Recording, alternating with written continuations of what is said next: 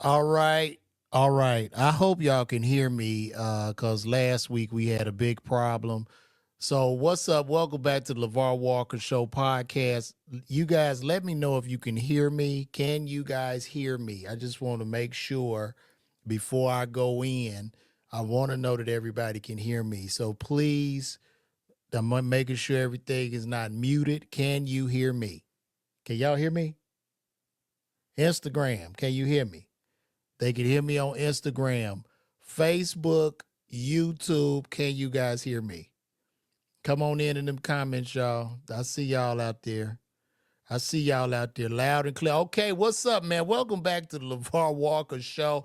Before I get any deeper, listen, I'm going to be live at the Stardome in Birmingham, Alabama. I will be there January 17th, 18th, and 19th.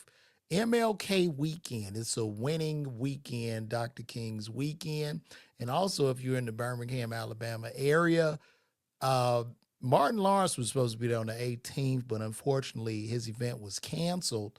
So, hey, I'm the only game in town. So pull up on me. Give a brother a chance. If you've never seen me before, go on YouTube and check out some of those videos. I actually make people laugh. I don't do long TED Talks. I actually have jokes with punchlines. But I'll digress. What's happening, y'all? Welcome back to another episode. Hope you guys had a great week. My week has been going good. It's been hella cold and shit. You know, I've been bundling up. Still going to the gym, missed a couple of days. Wanted to go out and do some comedy the other night, but man, it was just so cold. And I made me a drink. I made a an old fashioned. So for J5, I met a brother, one of the noobs, that made a drink and he put the little smoke on top. So I bought me one of them little smoke machines and I made an old fashioned with the bourbon. And I just got a little sleepy. And then I checked that temperature. It was like 20 degrees outside. So I was like, yo, I'm in the house. So I missed doing any spots that I could do. Everything's been cool this week. Tried to buy, looking to buy my son a new bed, get him new bedroom furniture. It's time. We converted his crib to a bed. It was like it'll grow. Look, I just had to throw that shit out and get him a new bed. So I'm gonna do that, and just preparing for these shows. So, like I said, Stardome, January 17th, 18th, 19th. And then the first week of February, February 5th, I'm going to be in St. Louis at Helium Comedy Club with my, not just my frat brother, but my cousin. Found out we was cousins with Willie Lynch. So let's kick this off, man. LA is burning to the ground. My condolences goes out to all of my comedian colleagues, all my people out there. You know, I work out there often, so my prayers go out to LA. Um, it's just burning to the ground. The industry at LA is dying. This is what I would tell everybody. If you're thinking about getting into entertainment, and all my brothers and sisters LA, y'all need to move the fuck out of there, man. I mean, it's really over. Come on down here to Atlanta, Nashville, Vegas. It's all wide open. I mean, you look at it facing floods, earthquakes, fires. I understand you right there by the ocean, but it's just not the industry has converted to an iCloud. You don't even need anybody to become famous. Fame doesn't mean shit. I don't know why people are out there beholden to LA, especially who are working in the entertainment industry. Get the fuck from out there. Uh, get from out of there, man. I think it's a great place to visit. Beautiful place. But a lot of the policies and stuff that's been put place in LA over the years has hindered its growth. We talking high taxes. We talking high crime. We talking commercializing gang niggas. You can't carry a gun. You just go out there and get robbed. That is why I live here. You know, you could carry, you could protect yourself, your family.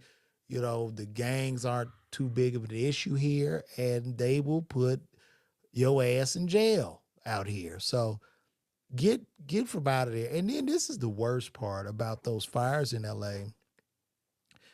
The fires, man, my head. I don't know why it's doing it.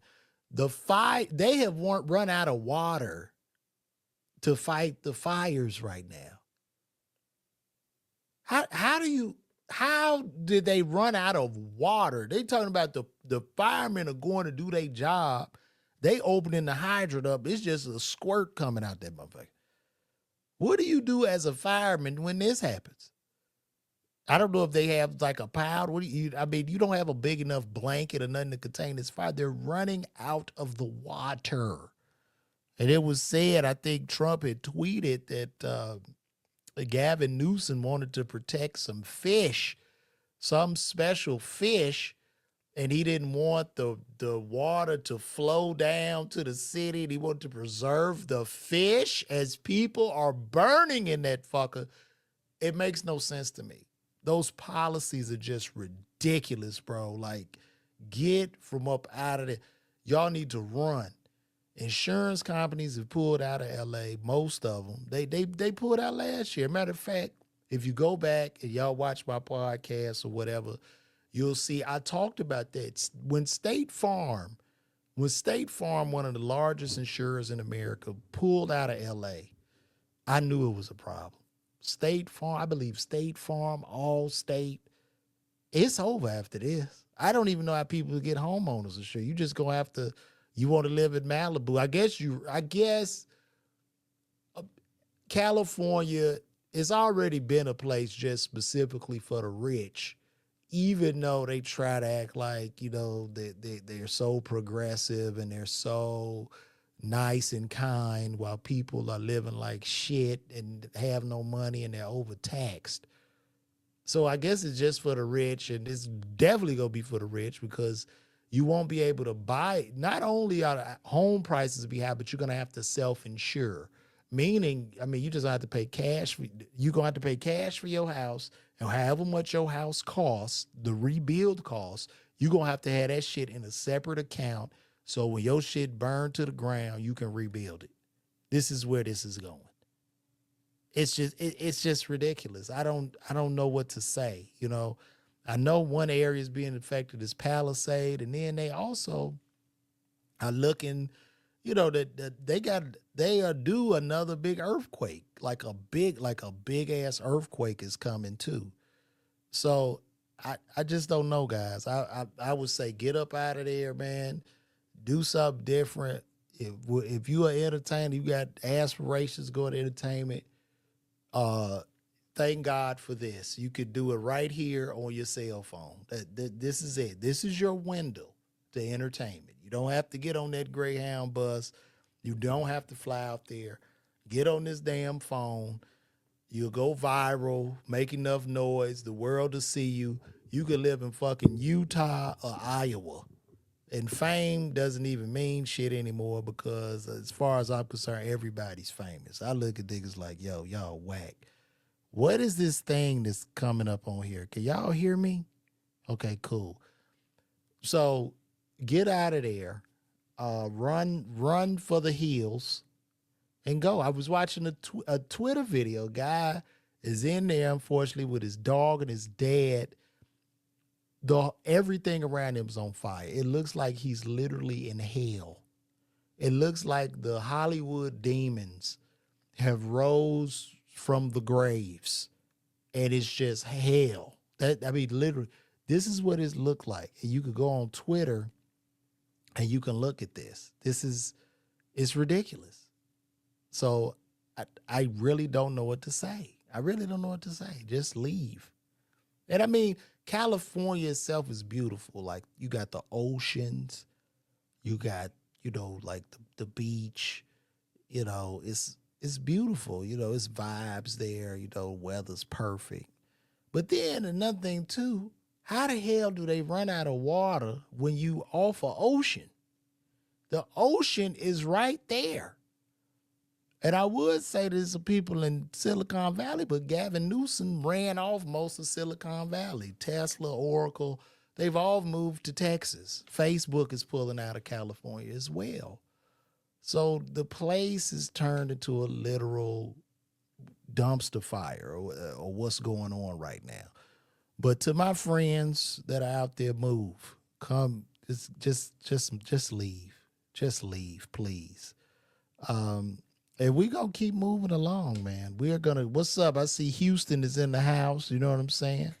Yeah, it seems like if the water's there, can't y'all get a straw, like a long, not a not a typical straw, but like can't the firemen hook something up to bring that ocean water to the fire? I'm just saying there got to be a way. Can you get some boats or scoops of water? Something. Can you get some helicopters? Just go dip and get big buckets and take the helicopter, just fly it over and douse these homes because I mean it's literally gotten out of control. And as the wind picks up, it's only going to get worse. We're going to keep this thing moving along. Trump is going in. He's been going in all day. Going in on, first of all, Gavin Newsom, what I'm talking about, how he messed up because he didn't want to put the water to the cities and he wanted to protect the fish. And I know he must be sitting in his office somewhere thinking, I mean, the fish are more important than the people. Of course, your home might be burning, but we need to protect this endangered group of fish, right? Fish that will probably be eaten by predators, fish that are there. I mean, we eat fish. They need to be protected more than the people. And I just have a real issue with that. Also, too, Trump is talking about buying Greenland. And he's also told Canada to become the 51st state of the U.S. And I know the Canadians are not happy about that because they don't want to do that because they have universal health care. And they don't want to come to America and be denied coverage claims. And then, you talk about like if we were to combine Canada with the U.S., they're used to free health care. If you think CEOs, that one CEO got deleted. If we do bring Canada in as a state, they gonna go crazy because they don't understand getting denied. They don't understand, like, me working in healthcare, being a former pharmacist, I understand all too well trying to get a prior authorization for a very expensive cancer medication that these insurance companies deny all the time. You call the insurer, you got to call the doctor, you got to call back to the insurer, you got to get a code. And while all this shit is going on, the pharmacy is literally burning to the ground. So I know all too well about the tactics in healthcare, and there's no way that Canadians would want to even put up with this shit and become mean. Most Canadians are very nice people. They all nice. They don't know. Let the people have a country. We got ours. The president even stepped down. President Trudeau, he just stepped down. So I don't know. It's shit is weird. Also, too, Trump appointed Dana White to like a cabinet position, like this motherfucker, the Secretary of State or something. Is Dana White is in position? I don't know the exact position that Dana White is in. Let me look it up. Let's look up what Dana White. Dana White got an appointment. If y'all don't know who Dana White is the founder and owner of the UFC. So Dana White appointment. Let me see. Well, he's on Meta's board. So Dana White joined Meta's board. Uh, and I don't, yeah, so they named him on the board, but I think Dana White also got a presidential appointment. Elon Musk is the head of Doge.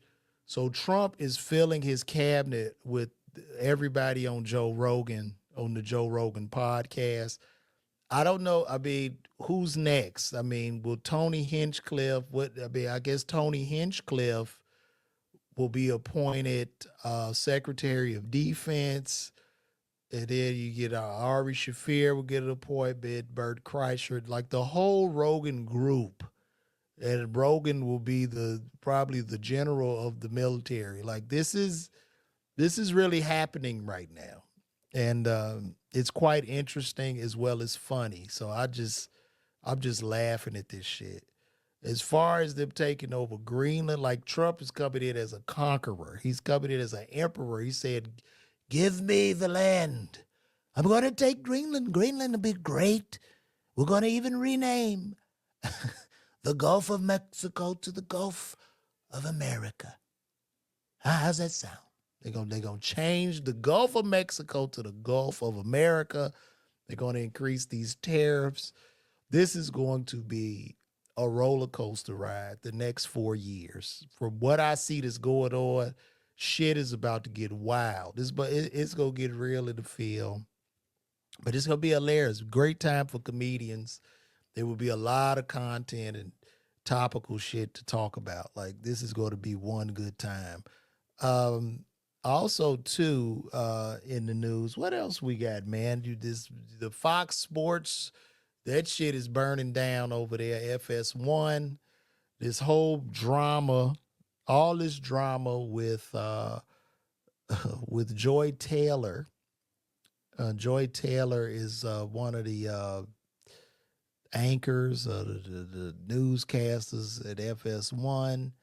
So it's just a whole mess that's going on. I did a YouTube video earlier about it, but I'm gonna talk about this on here. So basically, the hairdresser, the lady that does the hair, like this lady worked in an expensive uh, boutique in LA. She does hair. She was doing executives hair from Fox Sports. She got brought into Fox Sports. She meets Joy Taylor. She finds out that allegedly Joy Taylor is a whore that is throwing that pussy around like a frisbee to get to the top of the mountain. And this is typical. And this also, when I look at the whole Joy Taylor thing, and this is all allegedly, but when I look at that, it reminds me of chess.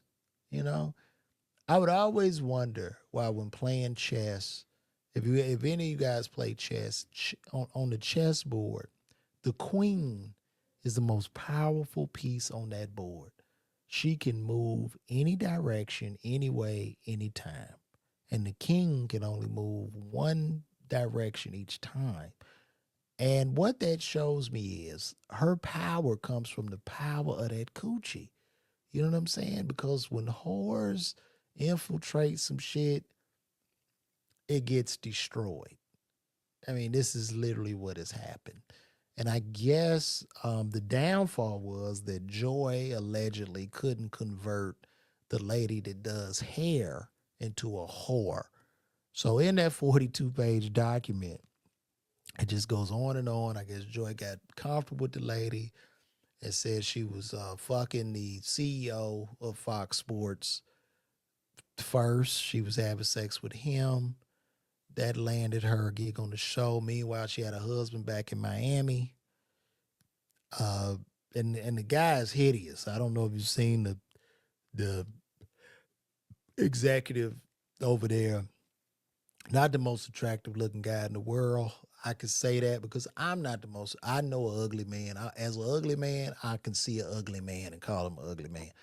But she's screwing this guy. She gets position.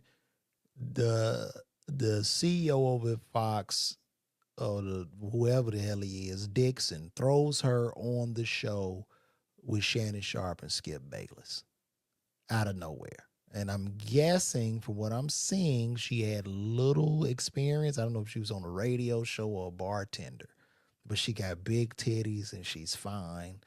And you know, hey, it's what it is. You know, everybody want a piece of ass. It's this just happens. This is what makes the world turn. This is what happens. You know, you put a fine woman on the show, and I ask myself this: maybe we should go to sports shows where men comment for men's sports only and women comment for women's sports only. Have you ever noticed where hot women want to infiltrate male sports, male dominated sports? And then you have to ask yourself, why do they want to infiltrate that? I know we got to play like, oh, well, she's a fan. Here's this hot woman with these big titties. She's just a fan.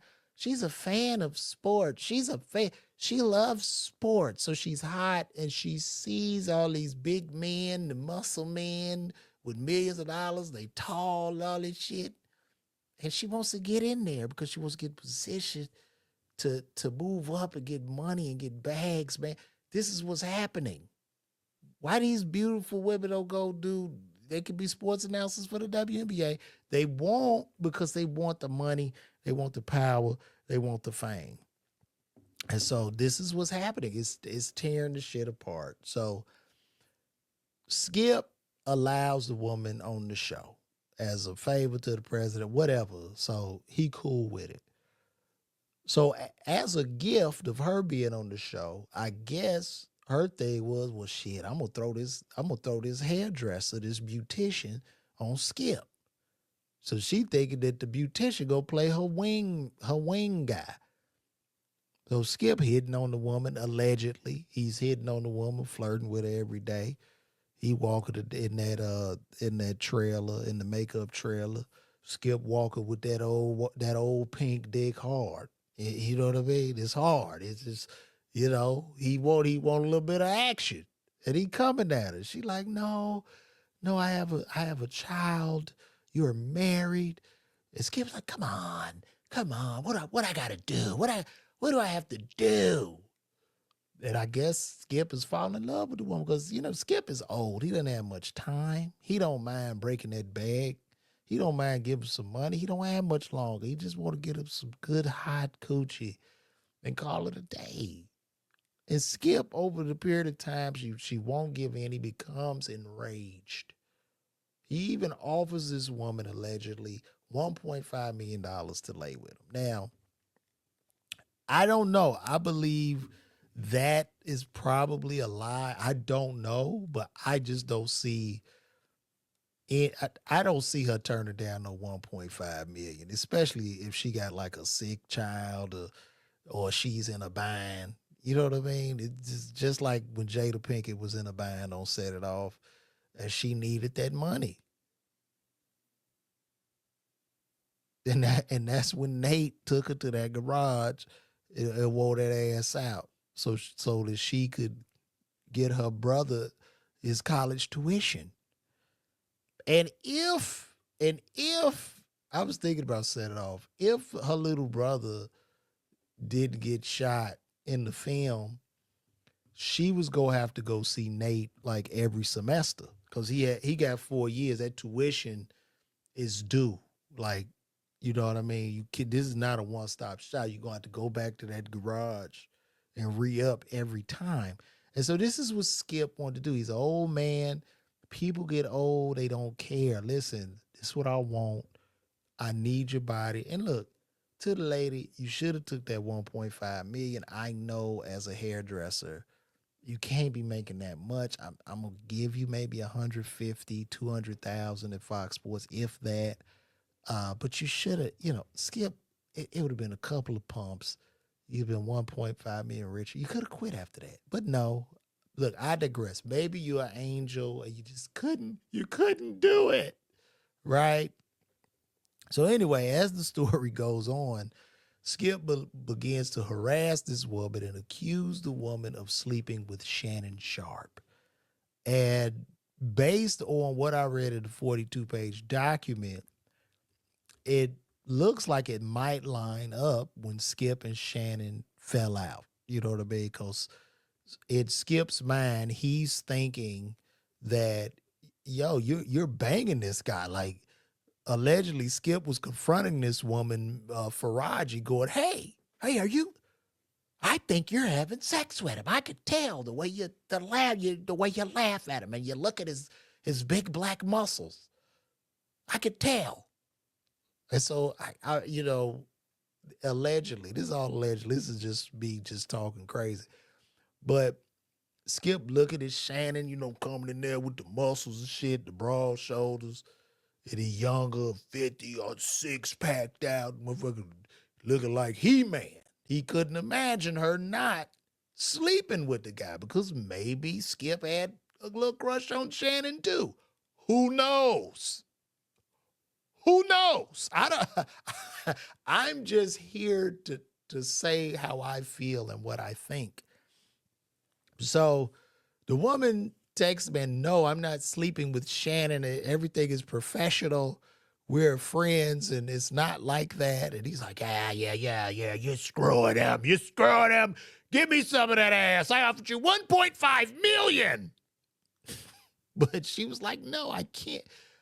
And that just, it really made him enraged. And as we kicked the can down the road somehow, this woman, Joy Taylor, knew that the show was about to get canceled. So as she saw it begin to break, she developed a plan to get on another show. So she starts giving that ass to Emmanuel Acho, or whatever the hell his name is. Acho? I guess he like a big black Nigerian. So she getting wooded. He wooding her. You know what I mean? To the point where the man does a whole Instagram video and he's smelling his fingers for whatever reason, saying how great this woman is and how hard she worked. Yeah, she worked hard. Well, you tearing that ass up. H.O.? Yeah. Look like you just came from over there. And, you know, I don't even think when he did that video, but he probably ain't had no bottoms on in the car. He just giving her a shout out. That's what she told. Come on, baby, give me a shout out. You know what I mean? He bust that nut and went in that car and he wanted to give her a shout out. This is literally what's happened. So the woman, Faraji, is like, are you sleeping with Acho? It's like, yes, I'm sleeping with Acho. And then she goes, well, you can't. This is dangerous. You're sleeping with Acho and the president? This is dangerous. And so allegedly, Joy Taylor like, look, I don't give a fuck. I'm setting this ass out. This ass is a Frisbee that's to be tossed around till I get to the very tippy top of the mountain where I am dominating these networks. It does not matter. I got to get mine. I got to get my rocks off. This is what is happening. And then it all comes to an end. The show is canceled. Skip tells this woman, Faraji, to sue the network. Skip says, yo, fuck these people. Just sue everybody. And he I guess he did not remember. I guess Skip forgot that he had been sexually harassing this woman the whole time. So now she's thinking to herself, I turned down $1.5 million to get, probably Skip ain't, think about it. Skip gonna do about 4 pumps. Skip gonna do 4 pumps. And he might even have a heart attack in that pussy. But she turned it down. So now she's thinking to herself, when I turn it down, I have to 10x what I was supposed to get. So she's aiming for 10, 20, maybe even $100 million at this point with this lawsuit. And when I read the 42-page document, I'm not saying it's true. I'm not saying it's false, but from what I can see, a lot of the things in there look pretty valid. And it looks like they have text messages. This woman got text messages, voice recordings. It's a lot of shit going on. To the point where it's so bad that Emmanuel Acho dumbass took the video down when he gave this woman a shout out. And then Joy Taylor comes back to work with a damn turtleneck on and them titties duct taped down because the heat is on her. Is she radioactive right now? This is just a fucking circus. It's a circus. And I know the rest of the whores in the world are mad. They are mad. Listen, they are mad at Joy Taylor. And you know why they mad? Because in that 42-page document, this is Joy Taylor's reasoning. When she was confronted by Miss Faraji and about sleeping with both of those men, and Miss Faraji said, well, you get in trouble for this. Joy goes, ha, bitch, I will Me Too these people. I will Me Too they ass. So she was ready to be out there like Denzel Washington on training day, cussing both of these men out. You'll both be in Pelican Bay fucking with me. I'm King Kong. This coochie is King Kong around here. You see what I'm saying? This is what is happening. And now it's all come crumbling down. And now whores in America are scared. There are whores now that are looking for jobs. I mean, because this whole life is crashing. You know, they've locked up Diddy. They want Jay-Z. I mean, it's all crashing down. I just saw they're building whore robots now. So they're going to be whore robots that are going to come in to take these hoes' jobs. And I plan on buying 50 of these hobots. They'll be called hobots. I'm going to buy 50 hobots, and I'm going to set these hobots out. That's not trafficking because they're machines. I can rent them out and clean them when I get back. I could sterilize them or do what I need to do. But the whole business, it looks like the days are numbered. Listen, I'm seeing the writing on the wall. It's a clock ticking because this shit ain't even worth it, man. It's just not even worth it. I mean, these guys are blowing all their money. You getting caught up in shit. It's not worth it. But these hobots are going to come in. They're going to be commercials. Hey, do you want some hot sex? And you don't have to worry about diseases or getting Me Too'd or NDAs. Well, you can get the hobot. And with this hobot, is programmed the hobot is programmed to love on you. And if you have an issue, you can shut it down, send it back, money back guarantee. This is where we at right now. And that hobot, I am definitely putting that in my set because I know as a comedian watching this shit. And if y'all hear any of these niggas try to steal my shit, you call me, okay? And I'm going to go off on their ass. So this is what's happening. It's bad out here, man. And I would stay away. Oh, man, shout out to Truck D's for the $10 chat. Yes, sir. Yes, sir. I appreciate you, good brother. Truck D's. Look to your neighbor and say, hobots. Look to your neighbor, say, hobots. They on the way. Families is being destroyed by these hoes. Now you can keep your hoe in the closet as a man and play with your toy. That's where we going right now.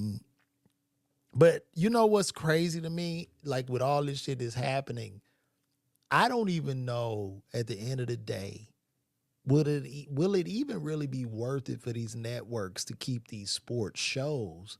Because now this is every athlete that's about to lead a league. This is their fucking retirement plan. You become a podcaster, create content. So what is the purpose of these guys? Would an asshole like me can sit down and just stream and I'm on the TV like them? It's just these shows are becoming pointless.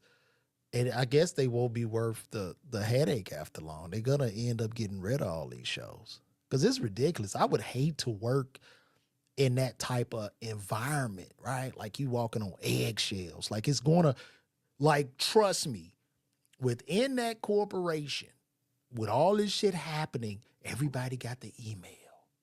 And that email said, listen, don't look people in the eye. Don't touch people. Keep a distance. They are walking on eggshells. It's like a sterile environment. It's probably tense. It's rough to work in this shit. It's ridiculous. And they're going to shut it down. It's just a matter of time. All that shit will go away. You know, Stephen A. Smith will probably be the last one. That his long face ass, he is smart enough. One thing about Stephen A. Smith, see, Stephen A. Smith, he done worked so hard to get to where he is, bro. I can't see him fumbling this shit because it's too, you know what I mean? Like, I think a big part of entertainment, like entertainment is like a house of cards, right? And what I mean by that is, it's like you build this shit, you got to be real gentle, and you putting the cards and shit together, and you build this big house, and then just any little thing, just the wrong blow of the wind, and all that shit fall down, bro. So I'm guessing he'll be smarter, man. Like, I just don't. It's just not even worth it. And I think Shannon too. Shannon Sharp. It's just like, man, leave these hoes alone, man. Just leave they ass alone, like for real. Like, you know what I mean? Like if I had one of them shows, you not working, you gonna be terrible working on my show. Like, you're not gonna be an attractive woman. Like, and I'm not saying like I would want to holler at you if you are, but it's just like, listen, let's just cut the bullshit. I'm getting all big back bitches to be my partner at that desk. Big back grandma bitches. Because it's just like, no, we're not gonna destroy what we have going on. And this is what hoes do. Hoes cause wars, destroy shit. This is what happens. So it is just a waste of time, you know. It's just ridiculous. Now, I don't know. Maybe they lying. I don't know. But this is just my take on it, and this is where I'm standing. So moving right along, if y'all remember on the Ellen DeGeneres show, she had a guy that used to come out and dance on the show. You know, he'd do a little dance and shit. His name was Twitch. And Twitch deleted himself. I don't know. I can't say the S word. So Twitch took himself out, and they found Twitch in a cheap hotel in the bathroom where he ended his life. And basically, oh man, the good brother Jonathan Soul has come back in the building with the 999 super chat. The good brother Jonathan Soul, one of the top supporters of the LaVar Walker show. Shout out to you, bro. I appreciate you once again with that support. Yeah, that's a great take. He hopes those people get more than the $700 like they did in Hawaii. You know, it's sad. The whole country is a mess. The lunatics, they're 700. Ridiculous. Yeah, I hope they get it too, bro. For real. But where was I? I forgot what I was talking about. Shout out to Jonathan, though. But yeah, man, it's like, it's just not even work. Oh, no, we were talking about Twitch Boss. So Twitch Boss was the dance on the Ellen DeGeneres show. I guess he would DJ dance, some shit. Everybody would come out and clap and they would smile. But for whatever reason, Twitch took himself out in the bathtub, and Twitch was married to this white woman, and they had children. And this happened years ago. Well, now his wife is bit of the dudes, she's bit of the public, talking down on the brother, right? Like, she talked about, well, Twitch had problems. It looked like he was depressed and he was on drugs. I'm like, damn, the man took himself out. Can't you respect and protect your husband's legacy instead of wanting to take the attention? And that's why you brothers got to be careful who you marry. And I will not make it a racial issue, because I'm making it more about personality. Like, that is really sad and disgusting. You know, so now it makes me think that he probably took himself off because of the wife. That's why he probably took himself out, based off what I'm seeing that she said.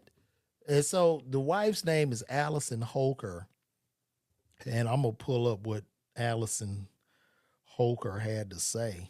This is ridiculous. Now, all of a sudden, he a damn drug addict, and she just made this shit about her. Sitting up there crying, them white woman tears and shit. Oh, God, and I loved him, and he took himself out. He's so selfish, and I found out he's on drugs. Yeah, he's on drugs. I found drugs in the closet. So you didn't even pay attention to your husband. How the fuck? Ain't no way a woman, were you married to him? Did you pay any attention? Every wife know if their husband is on drugs. Everyone. You just happen to find the shit in the closet. Get your ass out of here, Allison. It was, let me read it. I was with one of my, let me see. I was with one of my really dear friends, and we were cleaning out the closet and picking out on an outfit for him for the funeral. It was a really triggering moment for me because there were a lot of things I discovered in our closet. Bitch, you shared a closet with him. Like, what the fuck? In our closet that I did not know existed. It was very alarming to me to learn that there was so much happening. Oh, God, that I had no clue about. It was a really scary moment in my life to figure that out, but it also helped me process that he was going through so much and he was hiding so much. He was hiding so much. His black ass was hiding. And there must have been a lot of shame. There was shame in that. And I mean, shit is crazy. Holker, who detailed, believe she and Boss had a very honest communication, including about his marijuana. The nigga smoked weed, which is legal. Weed is legal in LA, ma'am. At night, after our kids went to bed, he would quietly slip into our guest house to smoke or drink. Oh, God. Oh, God. He was wrestling with a lot of inside himself, and he was trying to self-medicate and cope with all those feelings because he didn't want to put it on anyone, because he loved everyone so much. She said of Boss, who alluded to being sexually abused by a male figure during his childhood and several of his journeys, he didn't want other people to take on his pain. Oh, I took on his money, but not his pain. That's just sad. That this bitch trying to get famous off her dead husband. And I'm at a loss for words. But that is the sickness of the business of the industry. Could it be? They said Ellen DeGeneres was mean to the staff. So maybe he was getting a double whammy. He's married to a white woman. His boss was a gay white woman, and he just couldn't take it anymore. And we have seen through the Kardashians what the effect that a lot of these white women can have on brothers. We saw it with OJ. So brothers, y'all might want to listen to Dr. Umar. That's all I'm saying.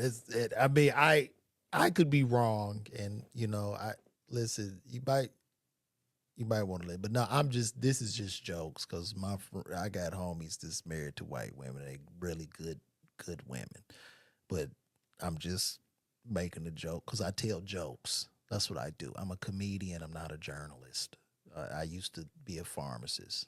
Still have an active license, but that's neither here nor there. But that's where we at right now. Also in the news, man, the brother Trey Songz, man, what is happening, or what has happened to Trey Songz? And Trey Songz a nice dude. I've met Trey Songz. I did the first Heartbeat weekend, met him. Seemed like a really cool brother, but unfortunately, he has a lot of allegations. Shut your ass up, Joyce VZ. Here your ass go. If you're a comedian trying to be funny, I can't, Joyce, because I'm going through so much, and I don't want to take these problems out on the world, Joyce. That's what's wrong with me. Get the fuck out of here. Get your ass out of here. Some white woman is in my comments on Instagram telling me to try to be funny. Fuck off. But anyway, Trey Songz is going through a lot. He's going through a lot, and nice dude, but he seems to have had a lot of allegations. Now, right now, a judge has set a default judgment in his case. He set a default judgment of $11 million. And Trey Songz is going, yo, this will ruin me. This will bankrupt me. Help me. Now, the reason of this $11 million default judgment or judgment is due to the fact that Trey had a show or a concert or something, and this woman came to his hotel room late at night, and it was a married woman, and I guess she's in the room, and she calls her husband, and I'm guessing she calls like, oh, he's trying to take my ass. And the husband, who is a police officer or works on the Capitol, he comes running to a hotel, not even questioning, like, bitch, why are you at a hotel with Trey Songz? Like, that would be like, what? What are you doing? But anyway, so he runs up there. They don't know who the hell he is. So the security grab him. They beat him up. Turns out he's a cop. And the judge, broke his eye sockets. They just beat him bad. I would wonder if the woman tried to help. Did she try to help? And if she was being R-worded, that would have seemed like, as they're beating her husband to a pulp, that would have seemed like a great time for Trey to take that coochie. But for whatever reason, this judge is putting this judgment on him now. Unfortunately, there have been a lot of allegations against our good brother, and these allegations are out everywhere. Like, I'm talking about, it's a lot. It's a long list of women that have come forward now. Now, I give you the benefit of doubt if you get one. If you get one, somebody could be lying, but bruh, if you got like 10 or 12 niggas, no. Like, come on, man. And I don't even understand that, because Trey Songz a good looking dude, man. Pretty nigga. Like, he got, you know what I'm saying? Like, he got, see, like he can get whatever woman he want.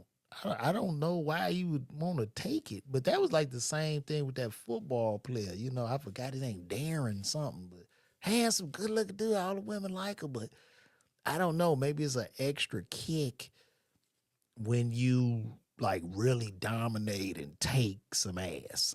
I don't know. I don't take ass. I just try to tell some jokes and laugh my way into some coochie because I don't have the looks. Shit.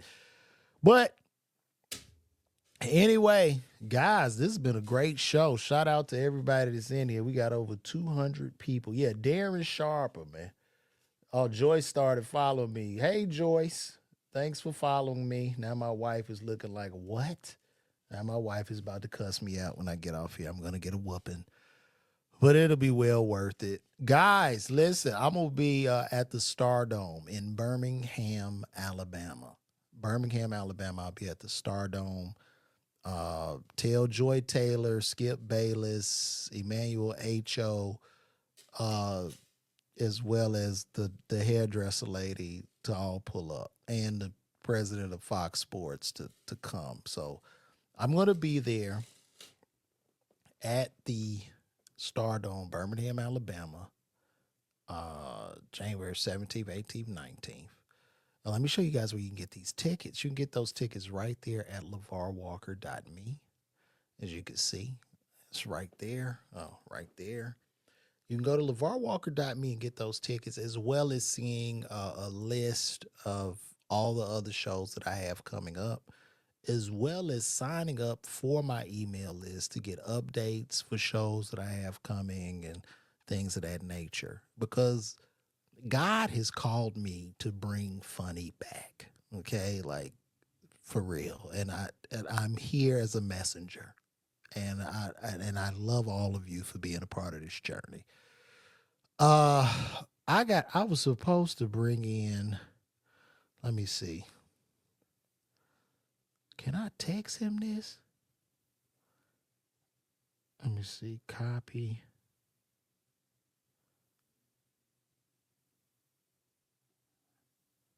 All right. I want to email somebody. I was going to bring somebody in here. Let me see. Jordan Jackson.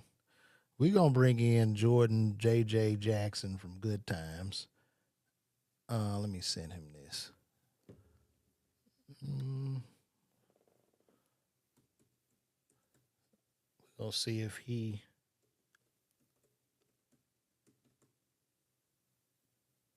Because he wanted to... I just got off the phone with him. I told him I'll...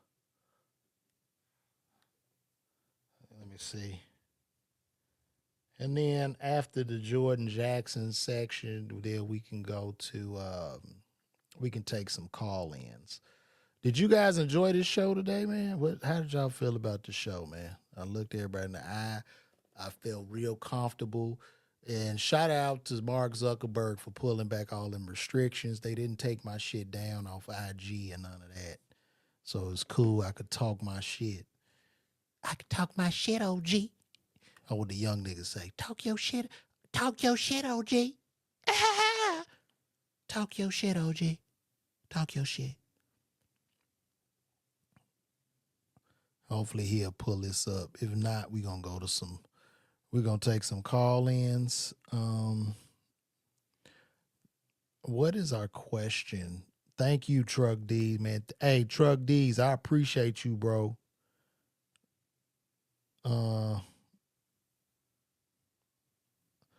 Thank you, Truck D's, for the love, bro, man. I really appreciate that, man. Truck D sent in $2, then you came back with the 10. Then my brother Jonathan Soul came back with them super chats, bruh. Them little tips mean the world to me, man. I appreciate that, man. I appreciate the love and the support, too. So we go see what Jordan J.J. Jackson is talking about. I'm going to give him some time to come in here. I don't even know where the hell. This would be my first time even having somebody on here.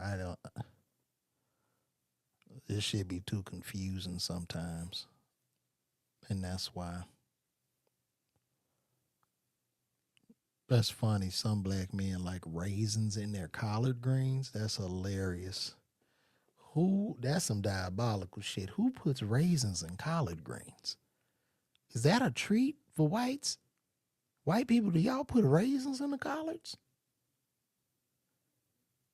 Raisins? I ain't never had no raisins in no damn collard green.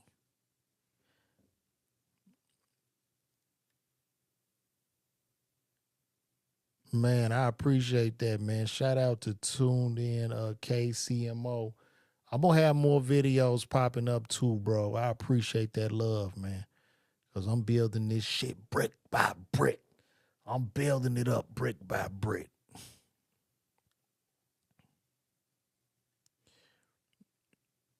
You got it? Man, this is my line. Maybe we should just take some phone calls for right now. Let me turn on we do a couple of phone calls.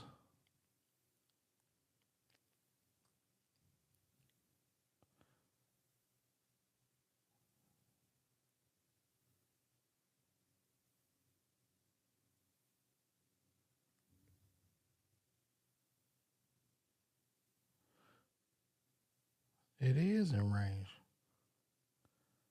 Not a damn. Come on, man. I might have to put this on the chat. Let me see. This is what happened when you're your own producer. Corey need to move out of there too, man. I'm gonna call Corey like, Corey, man, you need to move up out of there, man. Y'all need to move, bro. Let me see. No, it's on chat. That's weird. Huh. There we go. It's connected now. So We're gonna take some calls. And this the question I have, man, how do y'all feel about the Trey Songz? Y'all can call me right now, 818-927-3112. Tell me your feelings in regards to Trey Songz facing this $11 million lawsuit, which I'm guessing could bankrupt him and have him singing and performing at bar and grills. Right now, call me. Let me know how you feel in regards to Trey Songz. Should this judge drop the $11 million suit, or what should happen? Y'all can call in 818-927-3112. I'm gonna rock out tonight. I'm not even tripping. We just gonna vibe. We gonna vibe in this motherfucker. You feel me? 818-927-3112. Unknown caller. And we got our first caller coming in. To accept, press 1. Hello and welcome to the LaVar Walker Show podcast. Who do I have the pleasure of speaking with? Hello? And they hung up, guys. So y'all call a number. Somebody hung up. We just had a caller. They hung up. 818-927-3112. That's the line. And we are talking about Trey Songz and this $11 million lawsuit. Yeah. Oh, yeah.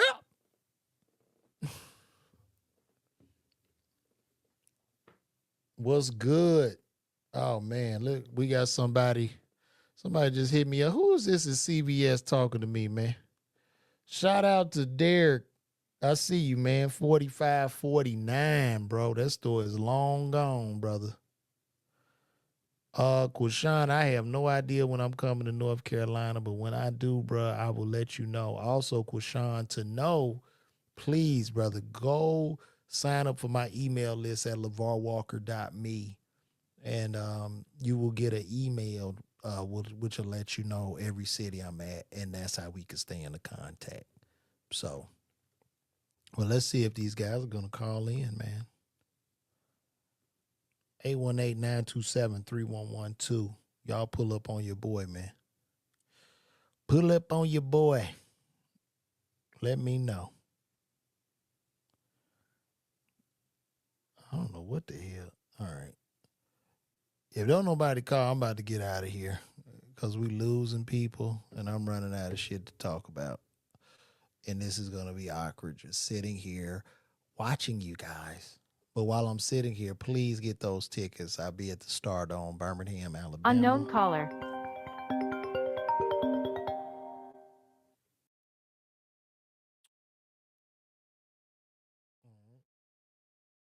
Send a voicemail. Press 2.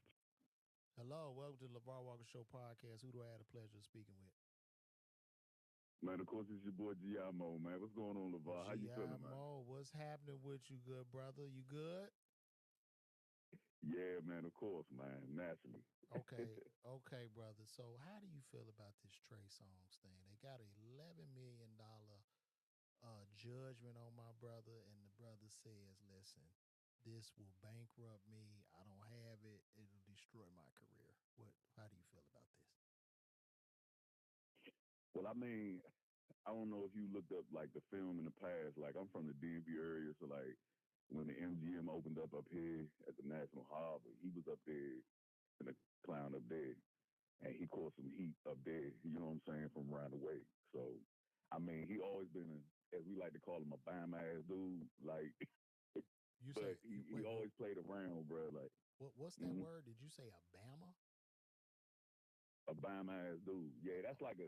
That's a How do DC y'all say term. it in the shop, bro? What y'all call an off brand dude? What y'all call him? What do we call, man? I ain't been home in a long time. What do we call them? Like you tripping, Joe tripping. I forgot all the word, man. I'm getting so old and out of touch, bro. And I haven't been. I go home to visit my mom and dad there, but I mean, we call somebody bogus. Like, you know what I mean? Bogus was a big Bogus. word when I was coming up. So do you feel like That's it. this lawsuit is warranted and he is guilty? Okay, so let's talk about the interview with Keke Palmer, right? Yeah. So Keke Palmer accused him of being that, being that deviant that he is.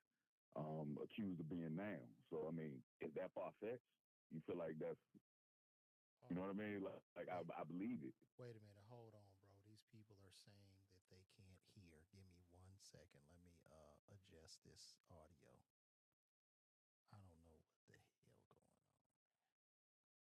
on. Always something. Okay. Hello?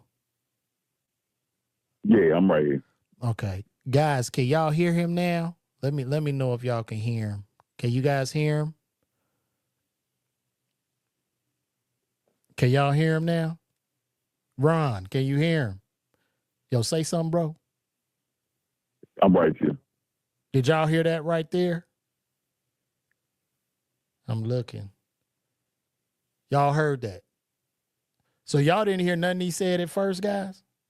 Okay, cool. Well, look, what we talking about, we got to go back over this, bro. Give me 1 second. Look, what I'm asking this good brother, this brother's from the DMV, and we're talking about Trey Songz, and is this warranted? Is this $11 million lawsuit warranted? And if it is, and why? So go ahead. No, I was mentioning the Keke Palmer. Well, Keke Palmer herself, when she mentioned it, you know what I'm saying, passing, Mm-hmm. how she accused him of being a deviant back then. I mean, how many people gonna keep lying about it? I mean, I think she's a legitimate human being. You think she's lying? Hell no, I don't think. Bro, listen, I give you the benefit of doubt with one. But when we start getting in 10 and 12, nigga, I got to raise an eyebrow. Now everybody ain't lying on your ass. And I'm a big proponent of self accountability. So it's what it is, man. And sometimes karma shows up in interesting ways. So if he got away with all that shit, hey man, see, when karma comes, it doesn't come fair. You know what I mean? It doesn't come when karma comes in crazy ways, bro. You know what I mean? Even you look at Diddy, this weird. You know, universal law is real. Universal law. Remember that, y'all. Universal law. So you got to do right by the people, man. So I appreciate your take on this, bro. Hello? Hello? God damn, did I Hello? lose? Yeah. I said I appreciate Hello, your... can you hear me? Yeah, can you hear me? No, I was saying for once, out of everything and everybody that's been accused, we can finally say that for once, he ain't trying to buy NBC or none of that, bro. Like, he's just, you know what I'm saying? Like, he just out there, bro. I just think, like, maybe a lot of motherfuckers just have this power thing, bro. It's just so weird to me. Like, it's just so weird, and it just seems like he is a guy that, you know, I look at this guy, and, you know, I'm not gay, but this is a good looking dude. You know, he get whatever woman he want. You know what I'm saying? Mm. So it's like, you know, it's crazy. I guess people must get deviant and power hungry or something, and it just turns them on, like to do people dirty. It's just something about that. So it's what it is, brother. And listen, man, I'm gonna be at Arlington Draft House February 20th to 22nd. So pull up on me, man, if you in that area. Well, you are in that area, right? Hey, that sound like a... Hey, man, look, I'm about 20 minutes away, man. I got you, bro. Be safe out here. All right, brother. Love, no doubt. Yep. All right. All right. Love you. Call from. To accept, press 1. Okay. Hello, welcome to the LaVar Walker Show podcast. Who do I have the pleasure of talking to?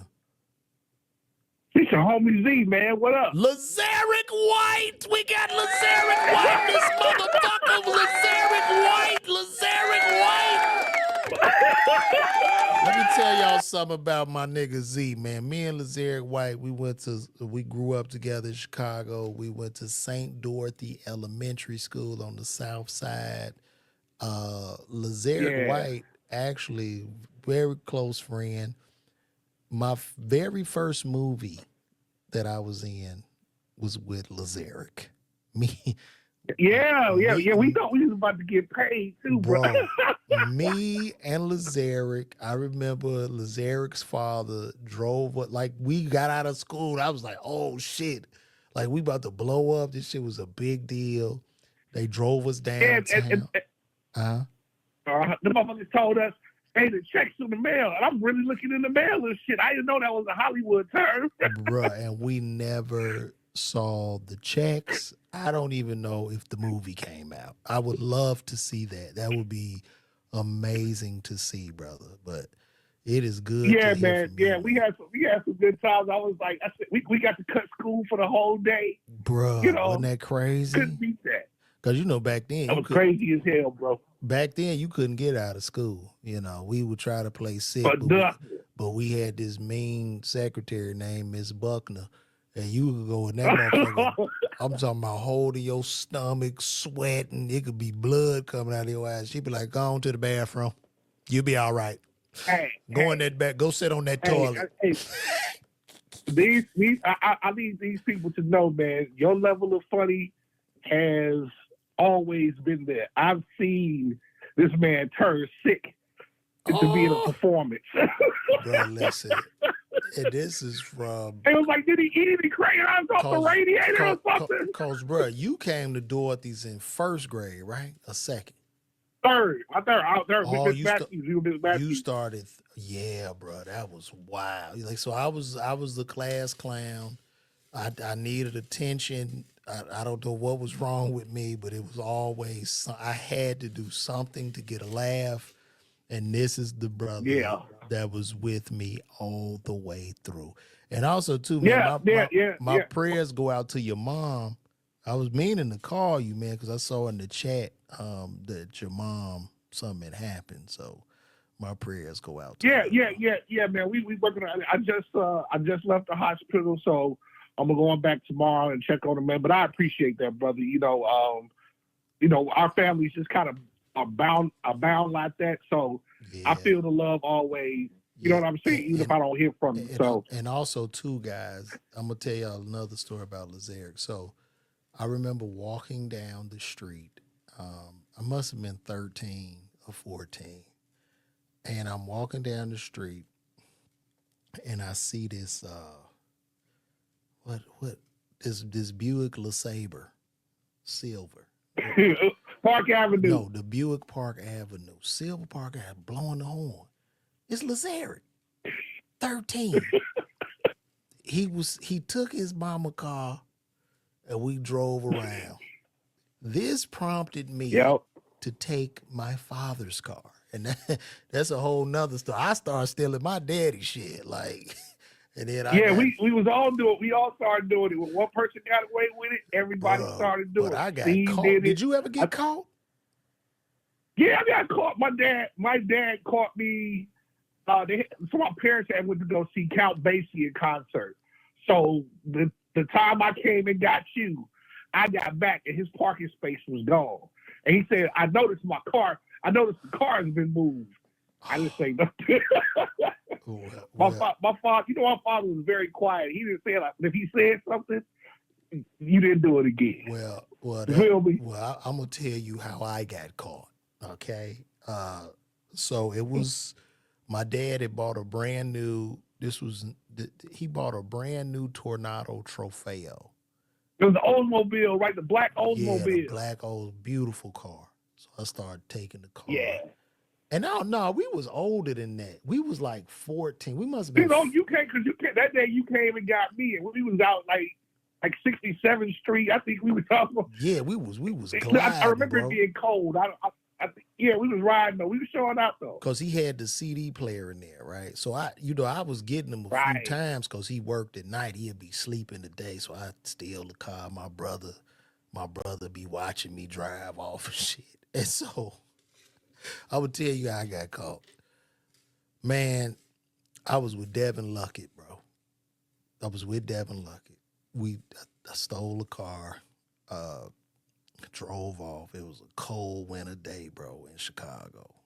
So I'm driving around like on 75th and shit. I'm making a left-hand turn all the way in the right-hand lane. I don't know what the hell I'm doing. Right. So I go back home. I'm trying to back the car into the garage. The car begins to spin out on the ice, and then it locks up, and I crash into the back wall of the garage. Oh. Now, I didn't tear the garage wall down, but I knocked it out of alignment. Now, when the car hit that back wall, boom, Devin was in the car, but he had disappeared. I didn't see this nigga get out, nothing. He was gone.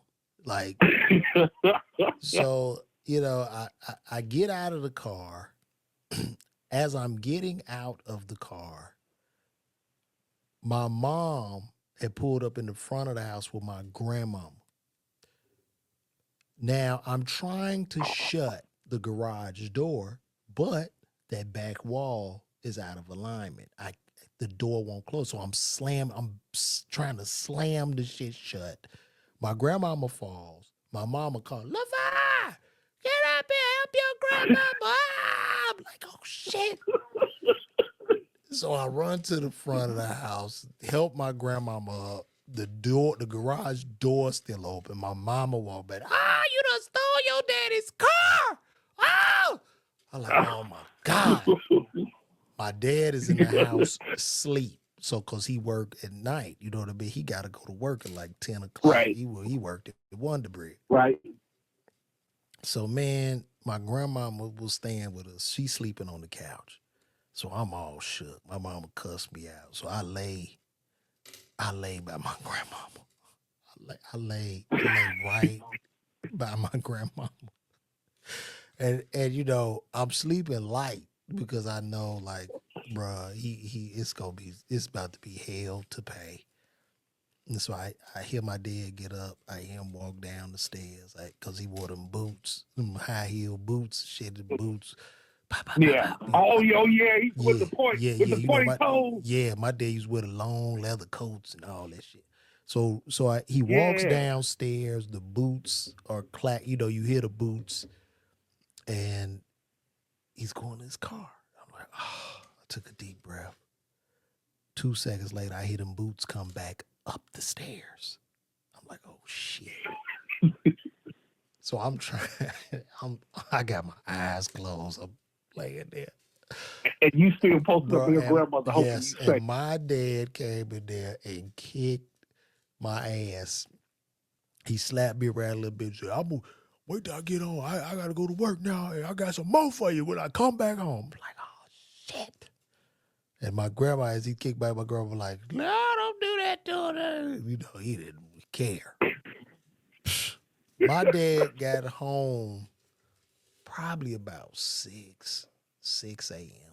but before I went to school, bro. Man, I heard the garage door open, and now I hear the boots fly up the stairs. Man, my dad. And I was laying in my bed, and the covers just ripped off of me. You know what I mean? And then, boy, the power of that belt. Down, still in my power. Like, he got me. And my daddy must have beat me for 2 weeks. Every time he saw me, he was kicking my ass over that car. And, he think about the garage. Yeah, but here's the crazy part. I did it again. I didn't care. I said, you know what? It's worth the beating. Yeah, like shit. The car was nice. Y'all go look up a 1991 Tornado Trofeo, the black joint. It had the black leathers, the sunroof, the CD player. It looked really, really futuristic. So that joint was playing. That joint was playing. It had because I had like peanut butter interior. No, it was all black. It was black leather. It was all black. It was beautiful because my dad washed that shit every day. So I stole it a few more times. I took the beatings, but what made me stop was it was a very tender moment in the kitchen, and my dad looked at me, man. He was like, I'd do anything for you, son, and you steal from me. And that shit hurt, bro. Oh, I just sometimes I tear up thinking about it, and I was like, I am so sorry, Dad. Like, you know what I mean? I never did. I bought my dad like a James Brown CD and shit after that, and it's just such a. Whew, I tear up now thinking. Yeah. It's something about the disappointment, man, when they get to that level, dude. The disappointment hurt me damn near worse than the belt, bro. You know what I'm saying? Right. We can take a beat. We go up in Chicago. We might get beat up every day. Yeah, but the disappointment from Pops, I'm like, oh man, I really hurt him, and that hurt more. Yeah. So, what a story! What a story! Yeah, I had that same moment. Remember when we used to take the little caps off people's cars and put them on our bikes? Yeah, I remember that. Yeah. Oh, dog, my dad was like, you can't do this. I'm a cop. Yeah, your pops I'm a cop. I can't have my son stealing. Was a cop, bro. Yeah. I was like, I can't have my son stealing, right? I was just like, man, I can't be stealing, you know? Something else, bro. But man, what a great man. Yeah. But Z, I'm about to wrap this up. How you feel about the Trey Songz thing? That was really the question I've been asking. Oh, that's why I'm chiming in, man, because I watch you all the time, and just to always be showing you some love and all.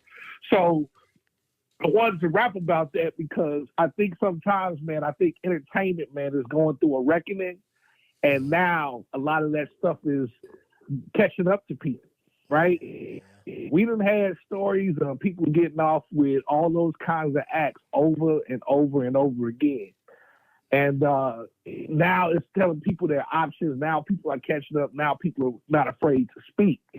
And there's going to be a lot of times where we're going to be cleaning up stuff that happened before. Mm-hmm. Like I told you, there's a documentary coming out. I'm going to be on it. I'll tell you more about it, but it's going to clean up another entertainment artist whose story we've been getting wrong for years. Wait, did somebody touch you, Lazerek? Yeah. No, ain't nobody touched me, bro. Realistically, did Diddy do it? Listen, you can talk to me. Okay. Diddy didn't do it, bro. Diddy did. I went to the Diddy party, dog. So we had a Diddy party in Houston, man. And I got to the door, and it was like $60 to get in. And I was right out of college. I was like, man, I ain't got no $60 to go on that shit. Fuck that. But man, I just wasn't doing that at that time. Boy, just say that $60, boy, you could have ended up walking into the dungeon, bro. Oh. It was in a hotel. It was at a hotel, no less, too. That wasn't nobody. See, he was here. He was here months before, and he was doing tours, showing up with black cards and buying the bar and all that stuff. So he came back and had a formal party, and that shit just got out of hand. I was like, I'm not doing that, so I left. Man. But yeah, man, I got on this documentary, dude. So like when I was in high school, I don't know if I ever told you this, but there was a story about R. Kelly sneaking into my high school. Mm-hmm. So I told that story, and somebody wanted me on a documentary. So because I was digging around on a lot of entertainment court cases, mm-hmm. and they're gonna put me on this documentary or whatever. So I tell that story. Ain't nothing happened to me, but I was like, I have to take it seriously because my dean of students threw R. Kelly out. And I was thinking about it, like, he saved a lot of girls' lives that day.